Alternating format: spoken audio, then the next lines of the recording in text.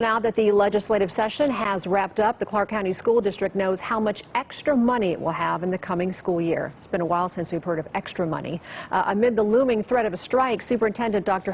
Jara says he's confident that students and teachers will be in class on that first day of school. Politics Now co-host Patrick Walker is here with exclusive details on when we'll see money going into the school's budgets. Yeah, Denise, a little bit of a caveat as to where that extra money, how that would be used. But the Clark County School District had been looking for about $111 million beyond what Governor Sisolak's budget called for next year. They got most of it, and now it's time to make the numbers add up. All right. Going into the final days of the legislative session, the Clark County School District said it needed $111 million more from the state to cover teacher raises and the increasing cost of health care promised by Governor Steve Sisolak back in January. The Senate is ready to adjourn. Sine die. By the time lawmakers finished the legislative session Monday night, CCSD's funding gap shrank from $111 million to $17 or $18 million.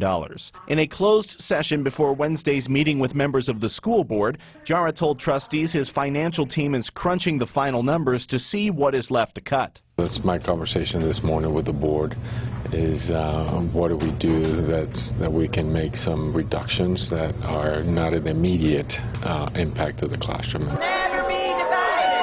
The Clark County Education Association says if teachers get raises but classrooms are impacted by cuts to make that happen, then the strike is still on in the fall. Though Jara isn't saying exactly what his team is looking to cut, he says cuts that would increase classroom sizes, for example, are off the table. Our teachers have the largest class size of the country, and I will not do that. On Monday, Jara says the district will have its final calculations completed. Next, the district will make its final decision on what cuts would need to happen. Then the school operating teams will take a few weeks to decide how to make the cuts and fold the new funding into their budgets. Jara thinks the math will add up to avert a strike. It'll be hopefully by the end of June we'll have the final numbers and get ready to open up school.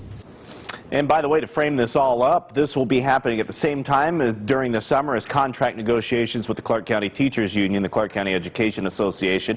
Also, the two sides have a meeting tomorrow to start hammering all of this out. Back over to you. Wow, thanks for that, Patrick. Well,